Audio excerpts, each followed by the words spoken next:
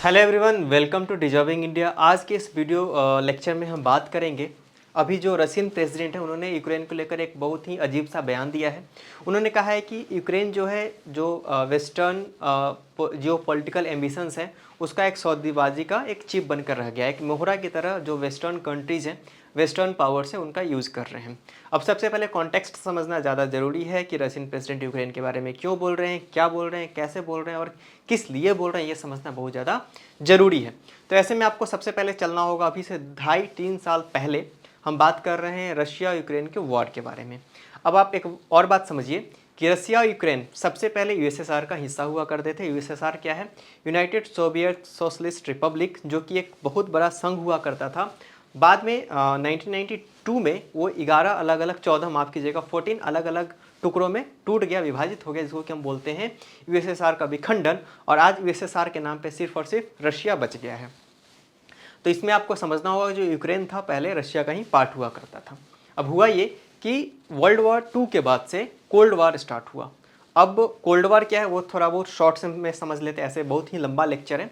Cold war अपने आप में एक बहुत बड़ा टॉपिक है, लेकिन हम शॉर्ट में समझते हैं कि आखिर कोल्ड वॉर क्या होता है।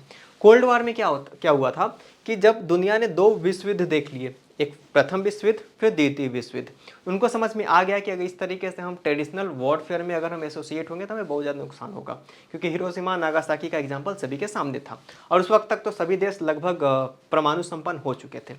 जैसे ही वर्ल्ड वॉर 2 खत्म होता है, एक्चुअली हुआ क्या था कि वर्ल्ड वॉर 2 में रशिया और यूएस दोनों एक ही ग्रुप में लड़ रहे थे। उसके बाद इन दोनों के बीच आइडियोलॉजी को लेकर लड़ाई तेज हो गई।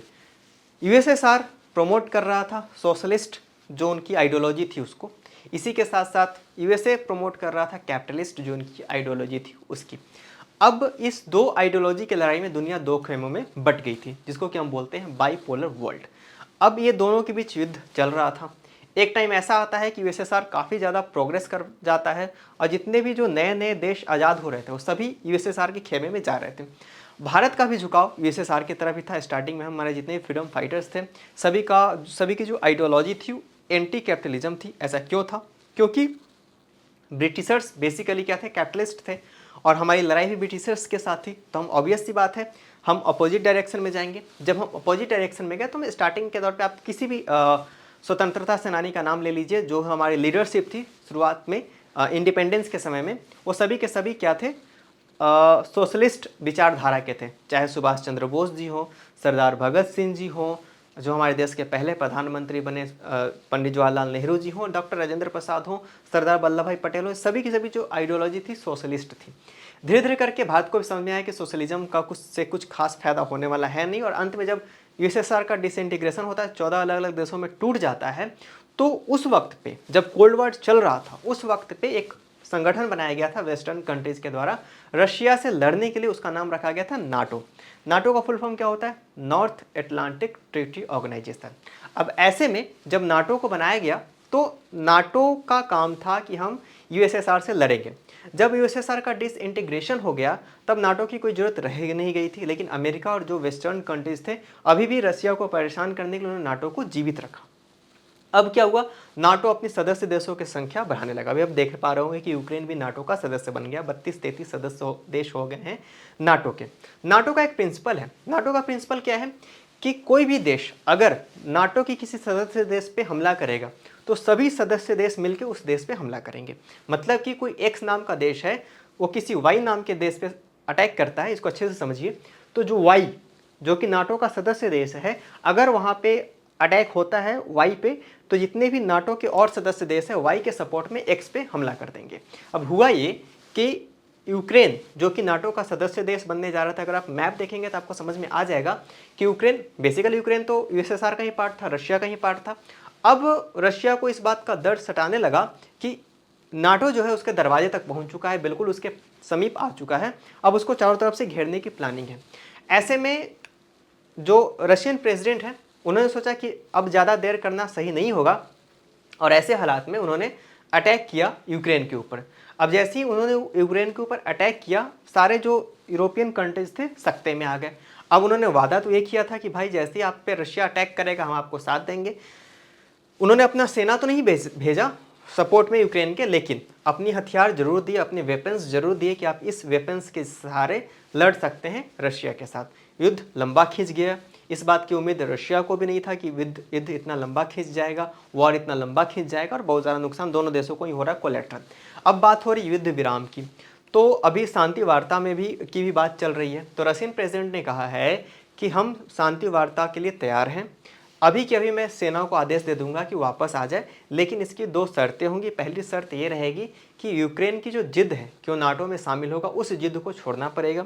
वहीं दूसरी ओर यूक्रेन को उनके कुछ जो क्षेत्र हैं उसको भी छोड़ना होगा, जिसको कि रशिया दावा करता है कि हिस्टोरिकली वो रशिया का पार्ट था।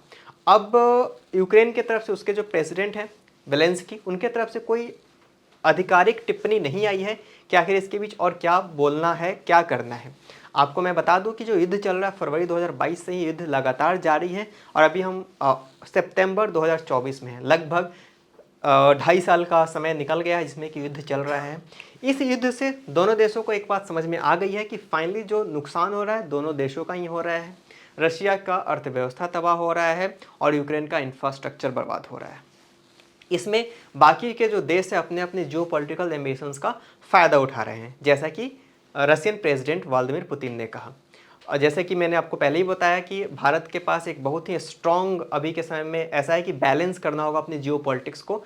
एक और जहां रशिया और यूक्रेन युद्ध में उलझे हुए हैं, दूसरी ओर हमास और इजराइल भी युद्ध में उलझे हुए हैं। अब हम इजराइल भी हमारा एक फ्रेंडली कंट्री है, अब फ़लस्तीन के साथ हमारा पुराना संबंध है, ऐसे में हम एफोर्ड नहीं कर सकते किसी एक भी देश को नाराज़ करना। वही हालात हमारे यूक्रेन के साथ भी हैं और रशिया के साथ भी है। अभी उनके जो इंडिपेंडेंस डे का जो वर्षगांठ था जिसमें कि शामिल होने गए थे हमारे देश के प्रधानमंत्री अगस्त के महीने में, तो वहाँ उन्होंने बहुत ही सांत्वना दी और उन्होंने बताया है कि हम पूरी कोशिश करेंगे युद्ध विराम की और शांति को स्थापित करने की कोशिश करेंगे।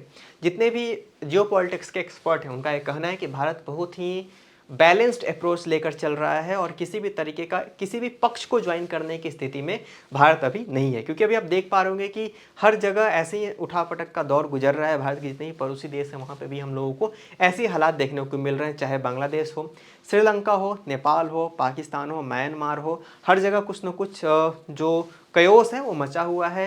हर जगह अफरा तफरी का जो हालात है वो हमें देखने को मिल रहे हैं। तो इस स्टेटमेंट को जो कि व्लादिमीर पुतिन ने दिया है, रशियन प्रेसिडेंट ने दिया है यूक्रेन को लेकर, इसको देखते हैं कि इस पे वेस्ट कैसे रिएक्ट करता है। वेस्ट के रिएक्शन पे ही डिपेंड करता है कि भारत का अगला एक्शन क्या होगा। तो आज के लेक्चर में फिलहाल इतना ही, अब मिलेंगे नेक्स्ट लेक्चर में। Thank you very much.